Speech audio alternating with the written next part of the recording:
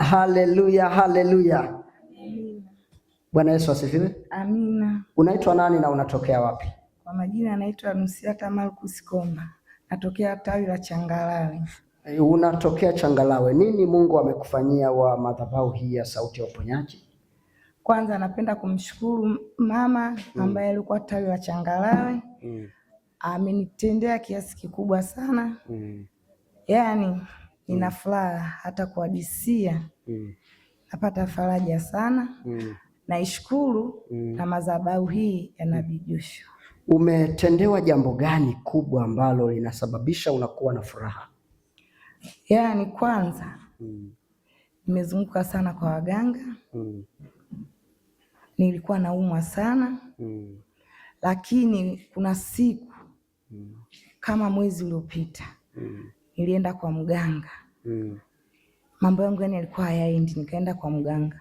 Nilipoenda kule kwa mganga, mganga akaniambia nyota zako zimefungwa. Kwa hapa kinachotakiwa kalete nazi 2 na mayai ya kienyeji 2. Kweli mimi sikio nikawashindisha wanangu na njaa. Nikasema Mungu, naomba unisamehe kwa sababu nataka nyota zangu zirudi. Kabidi nikanunua vile vitu. Nikaenda mpaka kwa yule mganga. Nilipoenda yule mganga kweli akachukua zile nazi akazichola, akachukua yale mayai akayachola, akaniambia hivi, ni hapo hapo nyumbani kwao. Akaniambia chukua hizi nazi, yani akaziombea mwenyewe. Akaniambia pasua hii nazi. Nikapasua ya kwanza. Akasema umeona hii nazi imefunguka. Umeona vilivyofunguka? Kwa hiyo na mambo yako yamefanya nini? Yamefunguka. Akaniambia hii pasua hii ya pili. Nikaipasua. Nilivyoipasua akaniambia umeiona hii imejifunika. Kwa hiyo hii yani mambo yako bado hayajafunguka. Hemu iokote hiyo nazi, nikaiokota. Akaniambia mgeuka huko. Yani nikageuka. Akaniambia irushe, nikairusha. Nilivyoirusha ile nazi ikafunuka. Ilivyofunuka akaniambia umeona sasa hapa mambo yako yote yameshafunguka. Kwa hiyo haya mayai inabidi ukayapasue njia ya panda. Uombe mambo yako yote, alafu kayapasue njia ya panda uyakanyage. Kweli mimi ni muda ule ulikuwa muda wa saa 2, lakini huku naogopa. Saa 2 usiku. Nikawa naogopa. Nikasema Mungu, naomba nisaidie. Kwa sababu siendi kumloga mtu, ila mimi tu nataka mambo yangu yaende. Kweli nikaenda na yale mayai nikayapasua, nikaomba vile alivyoniambia, nikatemea mate vile alivyosema, nikayapasua. Nilivyoyapasua kweli nikayakanyaga.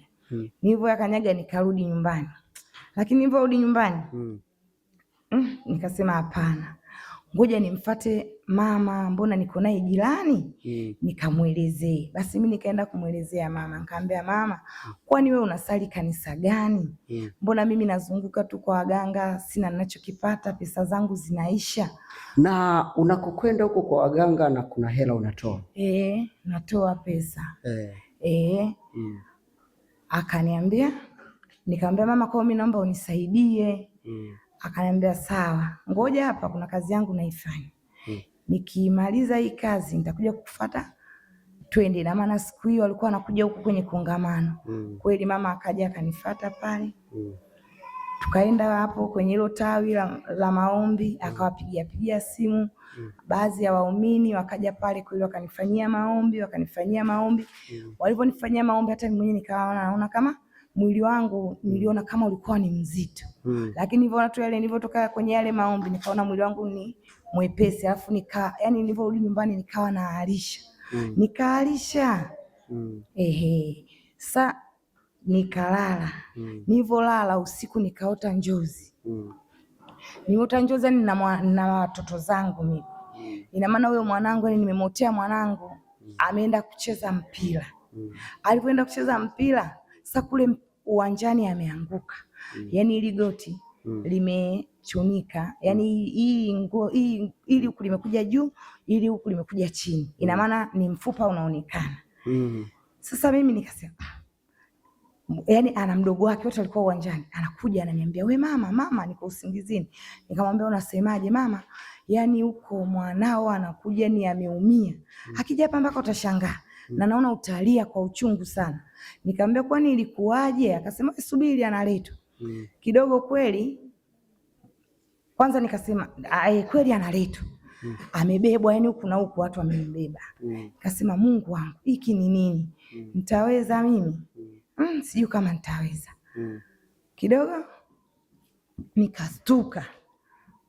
Kustuka nikaanza kukemea. Nikasema Mungu nakuomba. Yani kama unaleta majaribu kwa watoto zangu, naomba huyo shetani ashindwe. Kwa sababu saizi nishaingia kwenye maombi ya Nabii Joshua. Naomba hayo yani kama unaniletea mazingira ya kutatanisha, naomba hayo mazingira tangu sasa siyataki. Na hata kama unaniletea, naomba uniletee yasiwe makubwa ili nikashindwa kukabiliana nayo. Naomba hata uniletee kidogo nikaweza kukabiliana nayo.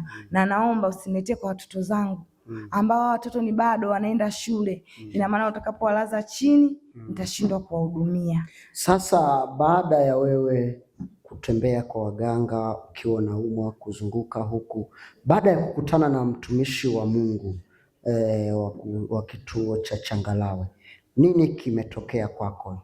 Ugonjwa upo au umepona? Yani ndo naenda huko.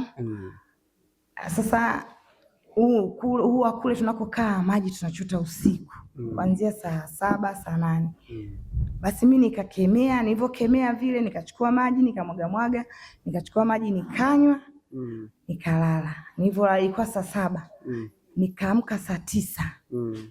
Nikachota maji, nikasomba maji. Ilivyofika saa 10, hata sielewi ni kitu gani, yani kama ni mtu amenipiga kofi. Halafu yani yule mtu kama yani sijamuona.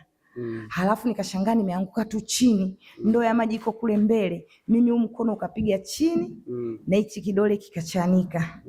Kilivyochanika, wenzangu wananiuliza umeumia? Nikaambia hapana, sijaumia. Ikabidi nibebe ile ndoo ya maji, naingia ndani ndio nakuta hichi kidole kimechanika, kimekuja huku mfupa wa ndani unaonekana. Natoka nje nikamwambia wenzangu, nimeumia. Umeumia? Naenda nawaonyesha, ni wenzangu wanaogopa. Ikabidi usiku ule ule nikaenda kwa mama kwa sababu tunakaa jirani. Nikamwambia mama, nikawa namuita mama akawa yuko huko. Ananiambia njoo huko, nikamwambia huko siwezi kuja, nimeumia. Ikabidi mama pale aje. Alipokuja pale mama akaanza kuniombea. Zile damu zilizokuwa zinatoka kwa kuruka zikakata. Zilivyokata akachukua tambara akanifunga. Alivyonifunga na mimi nikarudi ndani nikaanza nikaomba. Ikabidi nimpigie daktari simu. Nilipompigia yule daktari simu ile usiku akasema basi nakuja. Ikafika saa 10:15 yule daktari akanipigia akaniambia niko hapa maabara njoo. Ndio nilipoenda pale nikaenda kushona nyuzi 8 kwenye hichi kidole. Lakini tangu hapo, maana ni kidole kilikuwa kinaniuma sana. Lakini tangu hapo nilipokuwa nazidi kwenda kuhudhuria kwenye maombi, yale maumivu makali yalipungua. Na yani hata kazi zangu nikawa nafanya. Lakini kabla nilipokuwa sijaenda kwenye maombi ndio yalotokea. Na hii leo wakati niko kwenye gari nakuja huku kwenye kongamano, maana wanangu walienda kwenye mpira. Niko kwenye gari hata huko hatujafika bado. Tulikuwa pale ndio gari na katakona linakuja huko. Kuna mwanangu akanitumia message, mama mimi hapa tulipokuwa mpilani kuna vile nilivyokuwa nadaka mpira, yani kuna kitu kilikuwa kinatokea kama kichwa cha ng'ombe. Sasa mimi katika ile kukwepa hivi, yule aliyokuwa anapiga mpira amenipiga kwenye uso hapa, usoni nimechanika. Jibu la mimi nikamwambiaje? Yani wewe hiyo nilikuwa kama yani ni kifo chako. Ndio maana kabla mjaondoka nikakwambia chukueni maji hayo muweke kwenye maji, muoge, mengine mpake, halafu mnywe mengine.